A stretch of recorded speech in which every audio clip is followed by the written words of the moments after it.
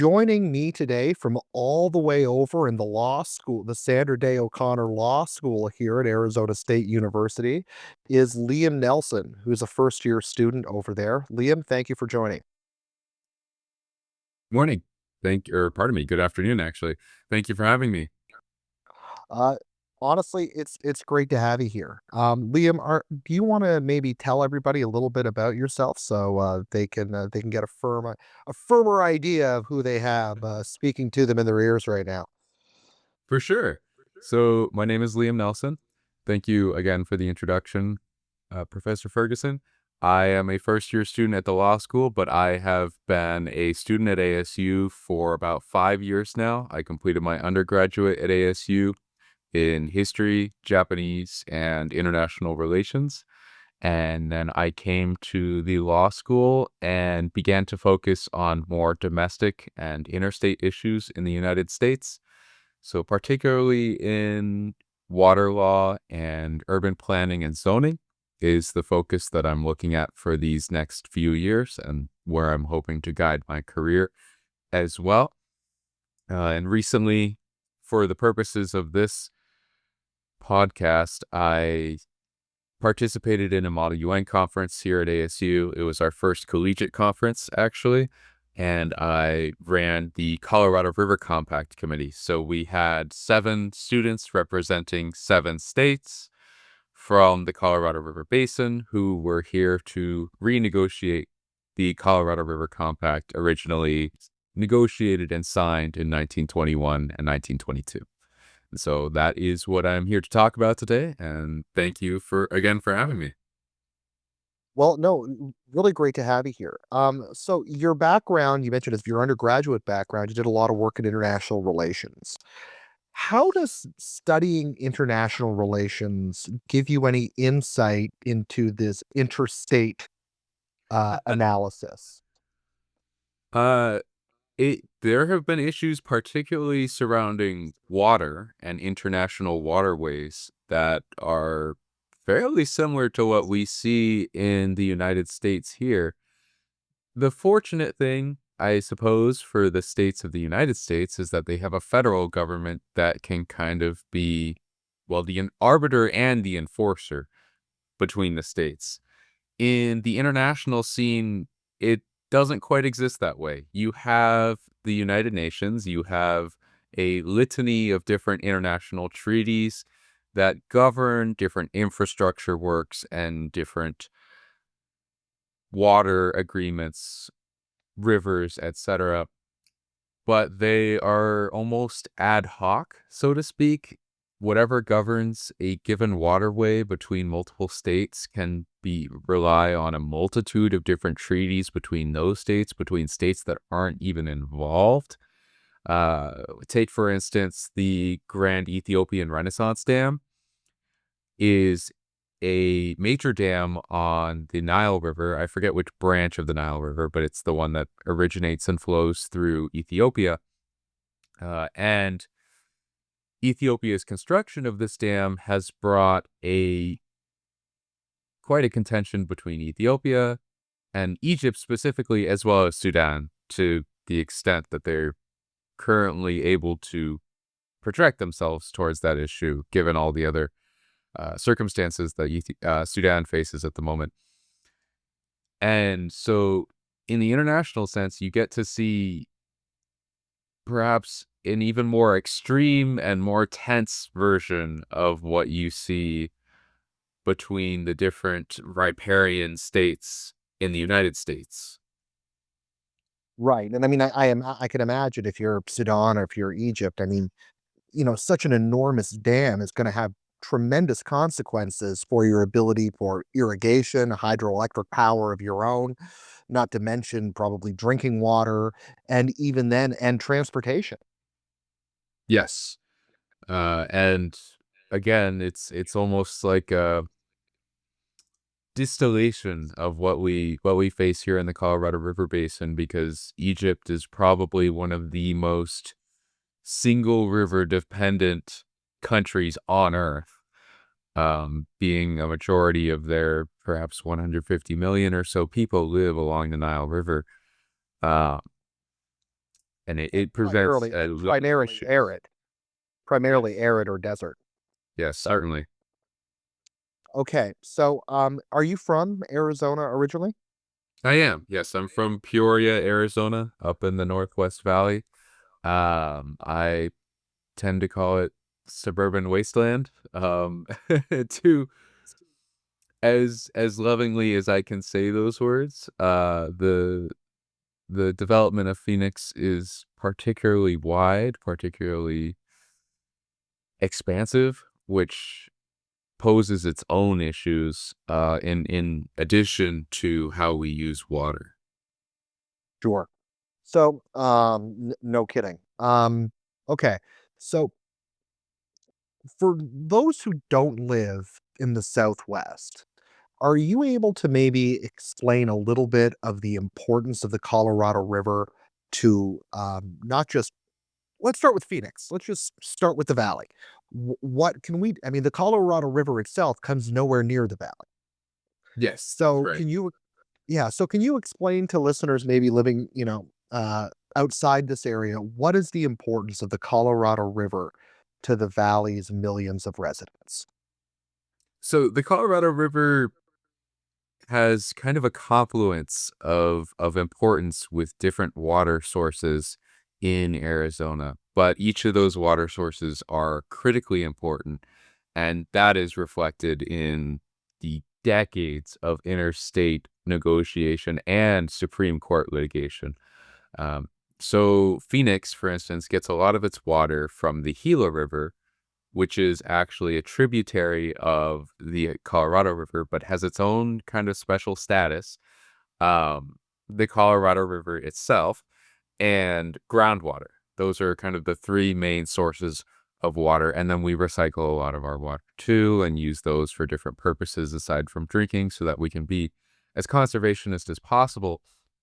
Um, but to give a sense of how important the Colorado River itself and again, pardon me, a sense of how important the Colorado River is to the people of Phoenix is that we have been in a prolonged almost fight over this river with other states for over 100 years now. At least as far as the legal record goes, it's probably extended further from that. Um,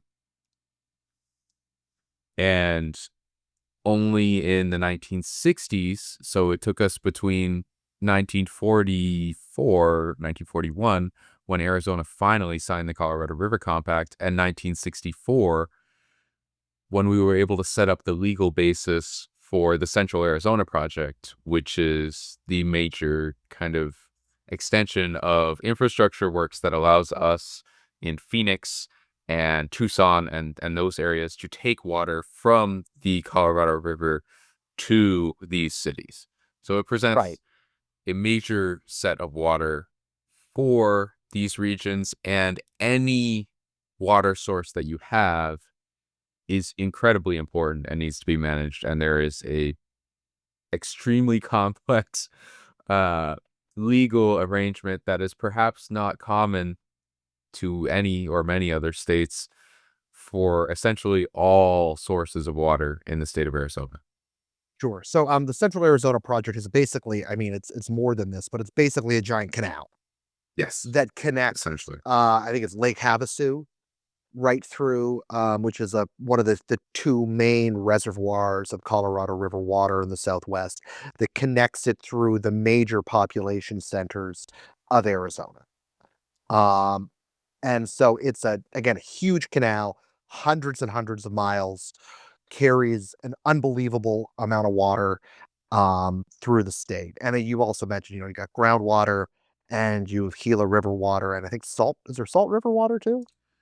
I I want to say the Salt River is close to or part of the Gila River. Yeah, I think it is too. My But geography is not quite that's that great okay. at this point. That, that, that- that's okay. But anyway, I mean, the water, depending on where you live in the valley, up to 100% of your water might be coming from the Central Arizona Project and the Colorado River. So especially if you live, I think it's North Scottsdale. particularly like up in the north part of the valley, like a lot of you, almost all of your water is coming from the Colorado River. And Phoenix as a city is expanding, it's developing, it's, the whole area, not to, without getting into the debates over data centers and some of the other things, I mean, it's an exploding area economically. And so having some ability to project and to predict and have some stability over future water access is critical to the economic development of this area. And not just this area, I mean, New Mexico, Nevada, California, Southern California, um, you know, Utah, Colorado, all of these states, but particularly the lower basin states, I think it's an even bigger issue. Yes. Um, so Liam, are you able to jump in a little bit and explain the difference between the lower basins? Actually, no, can we go? Let's go back to the 1920s when this began. I get to call an audible here. Um, can you talk a little bit about the origins of the Colorado River Accord? Yeah, so it's difficult to actually find reliable sources for the real beginning of the Colorado River Compact, but in around 1917 or so, different officials from the southwestern states, led by some real estate mogul or businessman, we're not entirely sure how he was involved in this, but they formed the League of the Southwest. And so it was just a way for these different states to come together and talk about their policies, hopefully come to some kind of agreement, and develop with each other. And a lot of this, what they were talking about, was related to development in these states. The states were trying to develop their economies. Early 20th century, Arizona, New Mexico, Utah, Nevada were still really reliant on these very extractive industries, whether it be mining, farming, ranching, etc. They didn't really have much of any urbanization. Phoenix might have had 20,000 residents, and that's a an optimistic guess for that time. Um, but Arizona had even only become a state in the union, and so had New Mexico only 5 or 6 years before that. And as they had multiple more meetings of this League of the Southwest, which again are not very well recorded or publicized, but you can find little tidbits that note that they did have these meetings, it became clear that a big theme of it, a big, at least for supporting the development, was going to be water. And so a attorney from Colorado that was part of these meetings, his name is Delph Carpenter, proposed having an interstate compact between the Colorado River Basin states to solidify the individual states' rights for water, and you know m- make sure that they could develop, use this water to help build up their cities or their industry or their agriculture, whatever you might have it, without having to squabble over water every single time because they would have an allocation. And just for a little bit of context, as far as interstate compacts goes, these are nothing new. They've probably been a thing that's happening between states since before even the United States Constitution was signed, even during the Articles of Confederation era. And there are some that are still in force from that era, actually, which is pretty interesting. But anyways, Delph Carpenter, he proposes an interstate compact. And then in 1921, Congress, the U.S. Congress, passes a resolution, and they give the thumbs up to the basin states. They say, yeah, you can have a compact, negotiate it, form whatever compact you're going to do, bring it back to us, and we'll most likely sign it. And then they have to put it through a few of the departments. Um, Actually, fascinating little connection as to the different people that are famous people that are involved in the compact. The Secretary of Commerce at the time, who was kind of heading up this project after Delph Carpenter had proposed it, was Herbert Hoover. Uh, And so the states do their negotiations. They set a total discharge for the river that they expect and that they divide between the upper and the lower basin states. And then they say, okay, for the next 40 some odd years, or basically indefinitely, this is how we're going to split the river.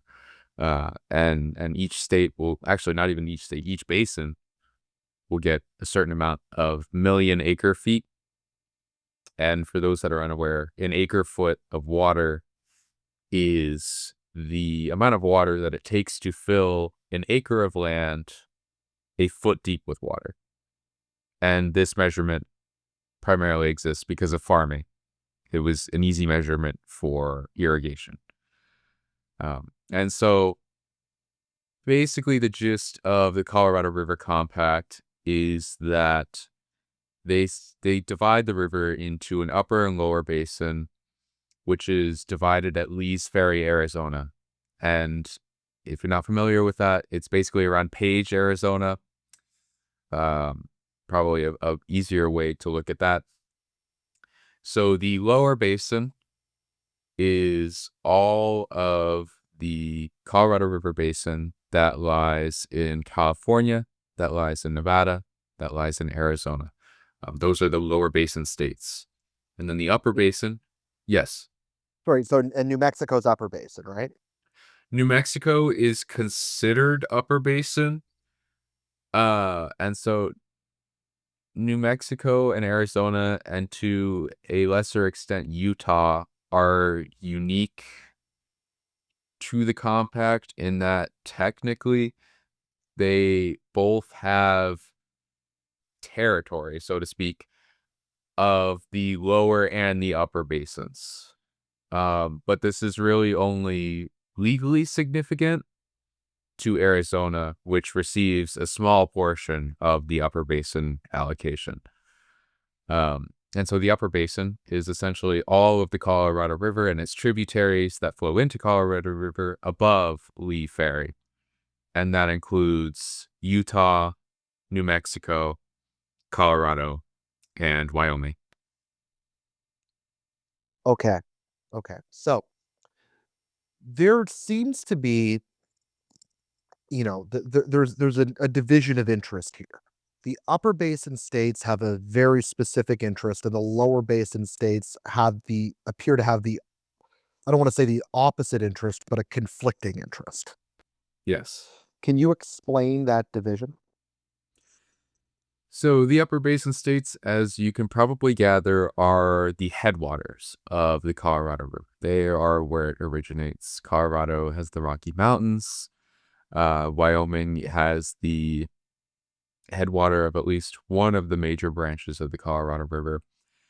And so they are kind of the controllers, so to speak, of the Colorado River. Now, that doesn't mean that there aren't other major tributaries, such as the Gila River, as we mentioned, in the lower basin that flow into the Colorado River themselves. But a lot of the Colorado River flow comes from this upper basin. And so the lower basin states are almost dependent on whatever the upper basin, or at least the upper basin's agreement to a unified standard as to how they're going to manage their water. And generally, this hasn't been the source of most of the contentions in the Colorado River Compact in the past.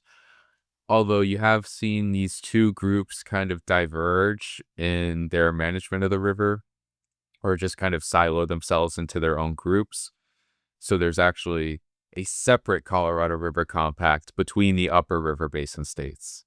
I wouldn't say maybe not separate, but supplementary. It takes the very general allocations that that the main Colorado River Compact makes, and it allocates them between those states themselves. But what you'll see in these recent years is it's become kind of a contention between not only the water resources departments of each of these states, but now the governors are starting to get involved, which is actually pretty uncommon in the past century of negotiations on this subject. And there's a big contention or a big question of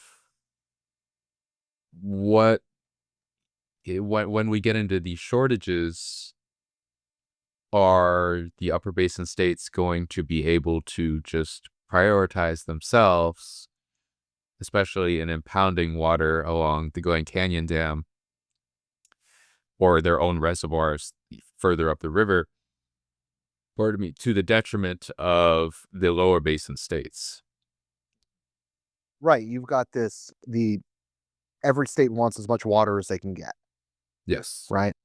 And but ultimately the lower basin states to some degree, without an accord, without an enforced accord, are up to the like are at the mercy of the upper basin states because again, as you mentioned, they can impound water at whatever level they want, to whatever level their infrastructure can manage. And so what has caused this? You mentioned the governors are involved now. Over the last few years, why is this such a hot button issue again? Well, I think it's obviously one issue that's at the top of a lot of people's minds is climate change. And we are in the middle of one of the worst droughts that this region has seen in probably over a millennia, even likely even worse. I mean, we're yet to see, but likely even worse than the drought in the 1500s that kind of destroyed the Huhugam civilization. That is actually where Phoenix gets its name. Um, so there's climate change, there's lessening or at least less certain, less predictable precipitation, which means a lower flow along the Colorado River. And that's compounded by the fact that the numbers in the original compact are actually an overestimate of the actual flow of the Colorado River, even at that time. And so not only have we been routinely over withdrawing water, or at least over expecting water from the Colorado River for the past century, but now the reliability of even the flow that was the reality in 1920s is even lower now because of these climatic factors. And in 2007, we had recognized this. So this isn't like just hitting us in the face now. The states came to a set of emergency guidelines on how to manage Lake Powell and Lake Mead behind the Glen Canyon and the Hoover Dams to deal with these diminished precipitations and diminished flow along the river. Unfortunately, those emergency guidelines, emergency measures are set to expire in late 2026 or otherwise have already expired. And so the states are, when these expire, they would revert to the essentially regular Colorado River Compact appropriations, which, as I've established, are very hopeful. They're very above however much water actually exists in the river, and the states are kind of scrambling to put together new plans to at least revive in some manner those 2007 guidelines, because if they don't, then we could just end up making the situation along the Colorado even worse. Right. Right. Okay. So an attempt to renew or renegotiate the emergency provisions from 2007. And as you mentioned, you've got the governors of these various states, if not personally negotiating them, you have very senior people that are in touch with the governor that in these various states that are negotiating them. And on top of that, of course, in many states, this is an election year for the governors. Yes. So there is some internal electoral pressure on them. I mean, I'm thinking of Katie Hobbs here in Arizona. Um, I don't know if Governor Paulus in Colorado is up again this year, but it's been interesting to see how these various governors with the various interest groups in the states have been trying to come to at least some sort of agreement. So my understanding is that the lower basin states are willing to accept mandatory cuts, but they want the upper basin states to make some mandatory cuts of their own. Yes. That is generally the case, and I mean, that's kind of always been a requirement of parity among the negotiating states. If the lower basin has to accept cuts, then they want the upper basin at least to accept some kind of restriction or limitation so that it doesn't seem like the lower basin is just getting the short end of the stick. And that's how the 2007 emergency guidelines went in some manner. It wasn't a necessarily guidelines that said, well, the upper basin gets this and the lower basin gets this. It was depending on how much precipitation there is and how much there is in each reservoir in a given year. Again, the Lake Powell and Lake Mead, then we will be able to withdraw this amount of water. And so it was intended at least to be kind of a flexible arrangement depending on the natural conditions of the river rather than a political agreement of saying, you get this much and we get this much. And in my personal opinion, that's at least a bit of an improvement from the original Colorado River Compact, because while different states might benefit or detriment a little more or less, depending on the conditions, it's also more flexible than just and more realistic than Sure. simply saying one state gets this, one state gets that. It also allows as a political issue, it also allows you to tell whatever story you want to tell if it's flexible. Yeah, exactly. Right. Okay. So, what's the role of the federal government in this, in Oh these boy. Okay. negotiations? The federal government has had a role in this since the very beginning. As I said, Congress had to pass a resolution that said, hey, we support you coming up with this compact in the first place. And for any interstate compact that is negotiated or changed, it has to be ratified or at least approved by Congress and then the individual legislatures of each of the states that are involved. And so, to that extent, the legislative branch of the United States federal government is involved. And then, then that compact becomes an organ almost of federal law. So it is applicable federal law between these states. It's not just state laws in conjunction. Now that happens as well, but that's as far as compact goes. At the So, highest level, it is federal law. but so that prevents, let's say, a state from violating it. Right. Or at least hopefully it does. And so because it is an organ of federal law, after and there's more congressional stuff that I'll get to.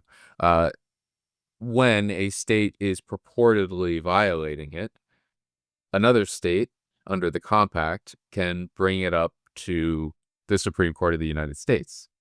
And not only does the Supreme Court have original jurisdiction when it comes to two states litigating against each other, particularly in this case over water adjudication, in which case it uses the doctrine of equitable apportionment, but it also has original jurisdiction over cases of interstate compacts and whether they are being violated or followed or not.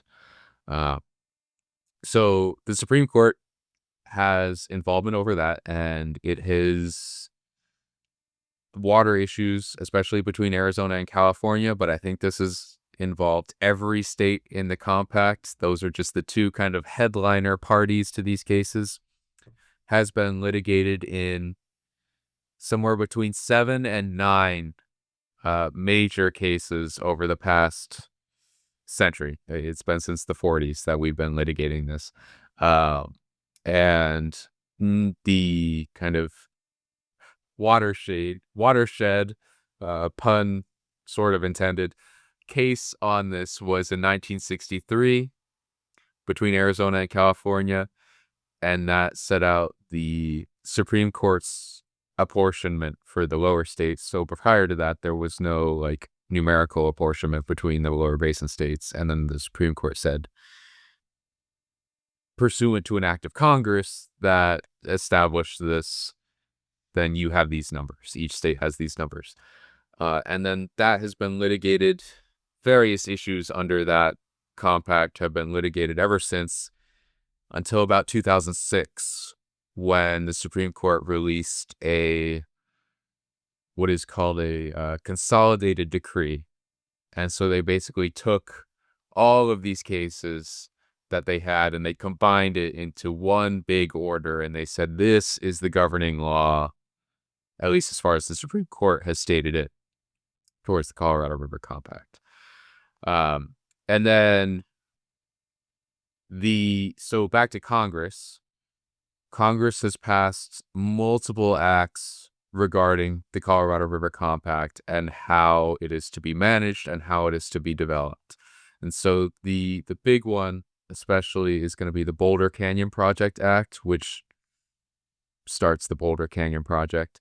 And there's the Mexican Water Treaty of 1944, which governs how we apportion both the Colorado and the Rio Grande rivers with the country of Mexico. There's the Colorado River Storage Project Act of 1956, which helps establish a bunch of projects along the Colorado River, its funding and its infrastructure projects and whatnot. And then there was the Colorado River Basin Project Act in 1968, which is, again, more infrastructure. A lot of this congressional stuff after the original compact is just saying, hey, we're helping you with infrastructure in XYZ ways. Right. And that's roughly the extent of congressional action regarding this situation, regarding the Colorado River. There's been a few smaller acts that are not necessarily notable in this context. And so that's the judicial branch and the legislative branch. And then the executive branch is, of course, also involved in the Colorado River Compact and the Colorado River management. So a lot of or actually pretty much all of the infrastructure projects, particularly dams, on the Colorado River are controlled and managed to a major extent by the U.S. Department of Interior, specifically within the Department of Interior, the Bureau of Reclamation. And so that is kind of the part of the federal executive branch that has been charged with by both Congress and the states in managing water, in constructing these major infrastructure projects and dams and whatnot, and helping to coordinate between the states and do research and monitoring for Colorado River issues. Right. And in fact, currently in the current negotiations over the renewal of the emergency provisions to the compact, the Department of the Interior has actually tried to set a couple of deadlines and has very recently, the secretary has involved himself in these discussions, correct? I believe that is correct. This is a fairly common occurrence, especially after about the 1980s. What the process that they're in currently is governed by the National Environmental Protection Act, I believe, NEPA. I'm not sure if I got the name right, but I got the acronym right. Which sets up the system of how these projects that have major environmental implications go through negotiations. So if you look it up, it's just called the NEPA process. But Mm, essentially, the core document that they're looking at here is the quote unquote environmental impact statement. And so that is what the Department of Interior has to develop in conjunction with the states in order for any major project or renegotiation of these provisions to occur to go forward. right. Okay. Very interesting. All right. So, from what you've seen, at least in these negotiations of this, um, my understanding is that there's no sense of an agreement right now. That the Department of the Interior has set as February 16th deadline, but that's not going to be met ever. And ultimately, this expires, you said, at the end of the year or close to the end of the year. Yes, I believe the and I wrote the issue book and I think I might have gotten the dates or the years mixed up, but the 2007 guidelines and also 2019 contingency plan that was kind of amended onto the 2007 guidelines are have either already expired at the beginning of this year or are set to expire around September, October, November of Okay. 2026. Okay. Do you expect that they'll be able to come to any agreement? Uh I don't necessarily think so. It or at least it doesn't seem entirely hopeful at this time that they will come to an agreement within that amount of time. I remember there was a meeting between the governors in DC within the past few weeks, I believe, Yeah, it's and last week. Governor Hobbs came out of it saying litigation is not off the table. And so if we see that litigation is still an option, then the chance that the states are able to come to an agreement within the next 8 to 12 months is looks slim. And if it does come to a matter of litigation, then we could be waiting until 2028, 2030 for that to happen. The original litigation took some 3 years and hundreds of hours of hearings and thousands of pages of, and this is the 1960s case. So I don't see litigation as off the table either. And unfortunately, from a realistic perspective, I'm not entirely optimistic that we'll come to a comprehensive agreement. At least, maybe there will be some very stopgap measures, but nothing too Yeah. sustainable in the long term. Um, one of the things that's interesting about this, about this issue, and it's more common than is usually presented, I think, in the media, is that you've got the upper basin division, the upper basin states against the lower basin states, and this is old fashioned politics before hyper partisanship. Yes. Because you've got the lower basin states are California, Arizona, and Nevada, correct?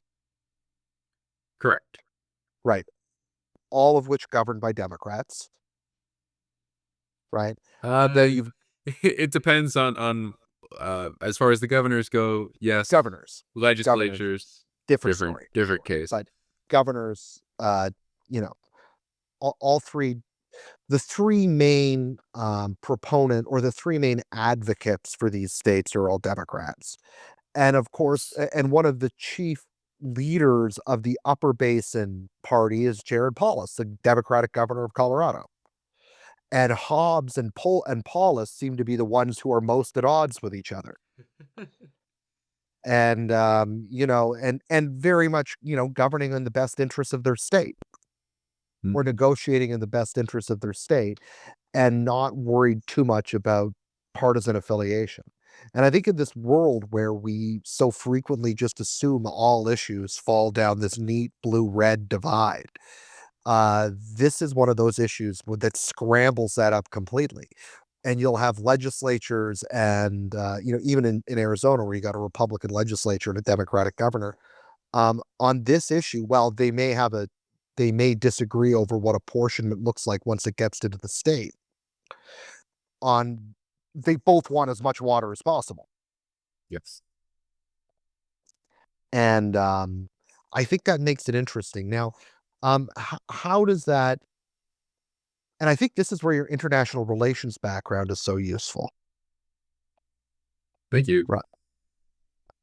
Yeah, that's Uh, no, I'll let you speak to that. I mean, how yeah. states' best interests are often, can overcome partisan affiliations. Yeah, so as you said, or as you've alluded to at least, water is an issue that does not respect party lines. And essentially, regardless of whichever party controls a state or its legislature or its executive branch, any party that controls a state is going to be interested in that state having as much water as they can get, or at least having a very secure, very concrete source of water for the future. And they often view any other state's um, accrual or pardon me, accrual of their own achievement of their own water source, particularly along the shared river, the Colorado River, to be a threat to their water rights and their water security. And so, regardless of it's basically every state for themselves, um, at least at the most extreme levels. And it really tests the limits of our federal system. And so, to give an example of this, in 1934, I believe, this was before, the compact actually came into action. Um, the Parker Dam was supposed to be constructed out between Arizona and California, and Arizona did not want the Parker Dam. They saw it as basically just a grant of water to California, to the Imperial River or to the Imperial Valley irrigation district, and Arizona was dead set in preventing this from occurring. And to the extent that it almost provoked a war between Arizona and California. And this is one of my favorite stories, one of my favorite facts to bring up when talking about the history of the Colorado River Compact and its associated agreements and politics. So Governor Mower at the time, for whom the ASU's Mower Award, Mower Building, etc., are named, um, s- took the Arizona National Guard and he put them along the Colorado River on the Arizona side. He got a couple of steamboat operators or like ferry boat operators along the river. I believe her name was Nellie T. Bush, and formed the Navy to to transport our National Guard troops over the river to the kind of early establishments of the Parker Dam and prevent the construction. It was fortunately it was resolved peacefully, and then things continued, and there was not a war between the states. Um, but we ended up with the Arizona Navy, the first Navy of a landlocked state in our country, and Nellie T. Bush was actually the first female admiral in American history. Um, That's and to give you a context of how serious this was, and how serious it could become in the future, there was a simultaneous conflict over the Red River between Colorado and Oklahoma. They happened just about at the same time. And Germany at the time, and this is again 1934, so you know the government of Germany at the time. Allegedly, there was an internal memo in the German government that was passed along in reaction to these two river conflicts, saying the United States is going to have another civil war over resources soon here. And to Hmm, the extent to which that informed German decision making, we don't know. But it shows how big of an issue this seems to be, especially to outside perspectives, outside observers of the United States. hmm, hmm. So speaking of outside the United States, you've also mentioned, and I'm glad you brought it up, that there are treaties that govern water use and shared water use between the United States and particularly Mexico. Yes. Um, so are you able to talk about that at all? Briefly, yeah. So the 1944 treaty sets out essentially, I don't know quite as much about the Rio Grande, but I know a little bit more about the Colorado. It sets aside 1 million acre-feet per year to the Mexican government or the Mexican state. And it also creates kind of this interborder body that meets every so often, usually annually if possible, to kind of review the river issues between these two states. And it's been doing so for decades, and it still meets at least occasionally. Um,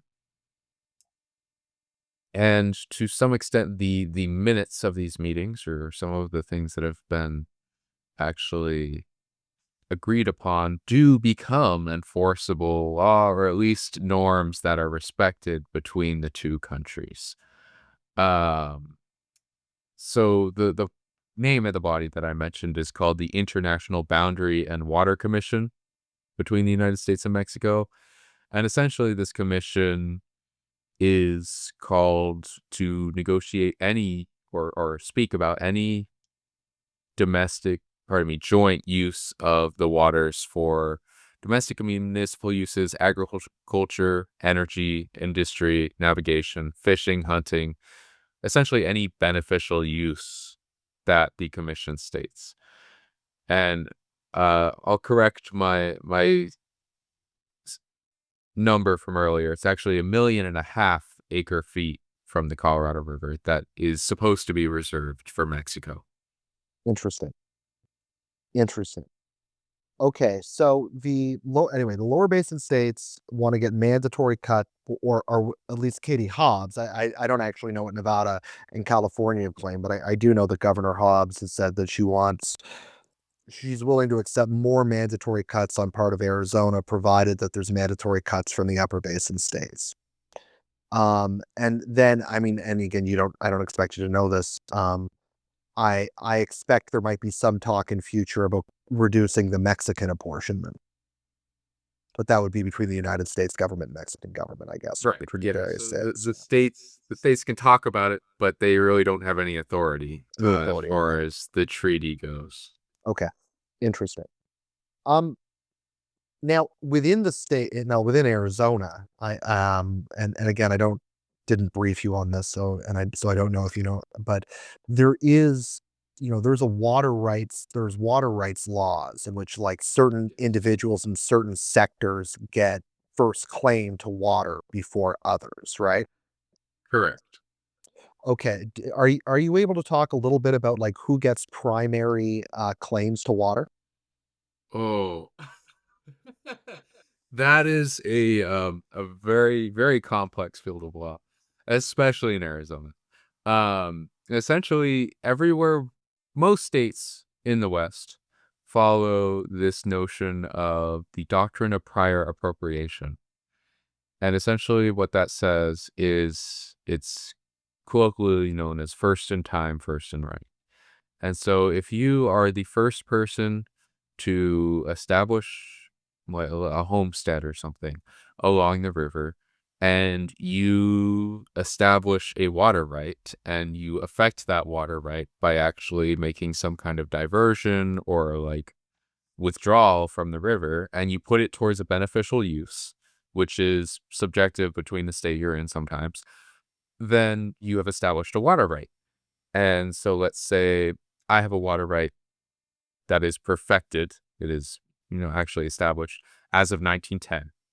And then my neighbor, who let's say is upstream of me, has a water right from 1920.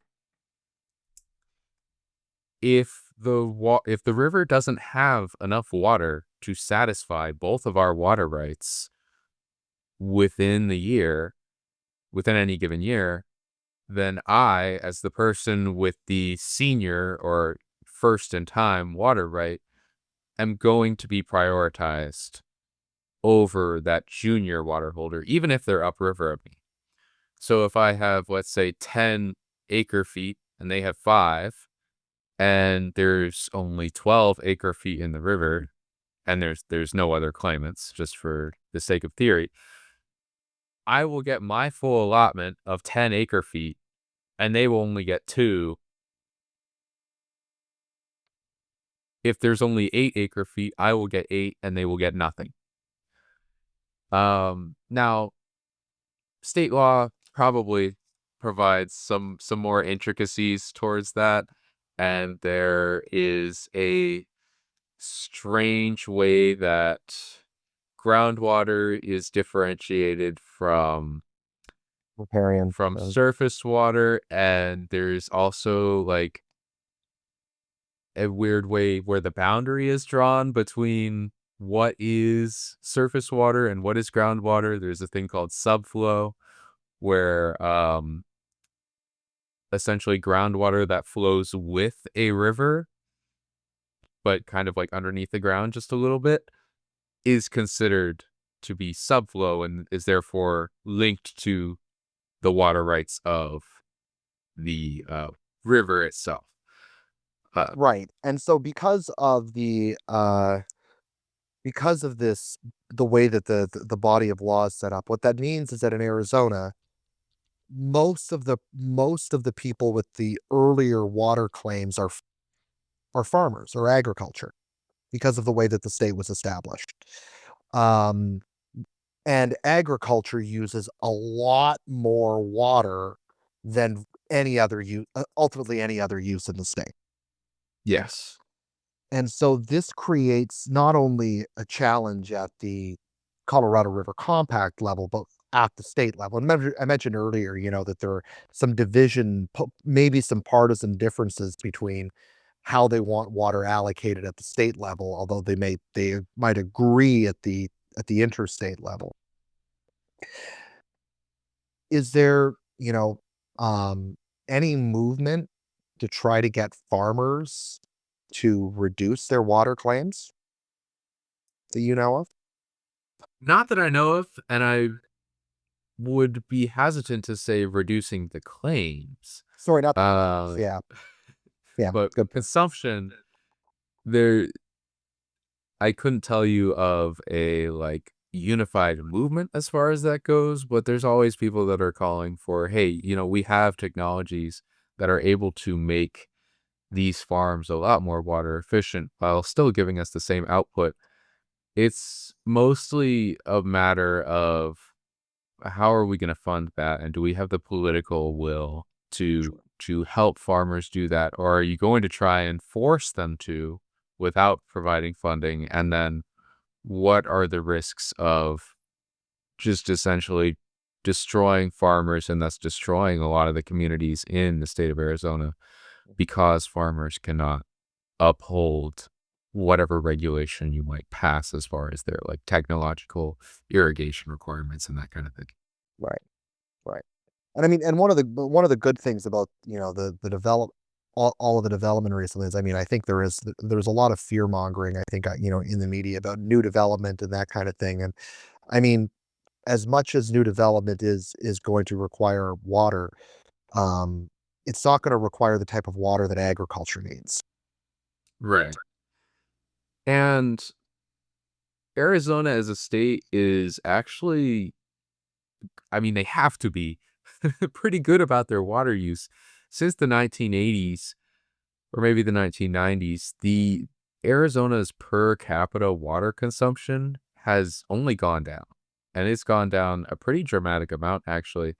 And so the main reason that you see stress on the water in Arizona is not because each person is using more water or each person is using water in a wasteful way. It's simply just because there are more people and there is more development. So it's really just a matter of continuing to focus on how do we make our water use as efficient as possible and as giving as little impact over the river as or other water sources as we can. Right.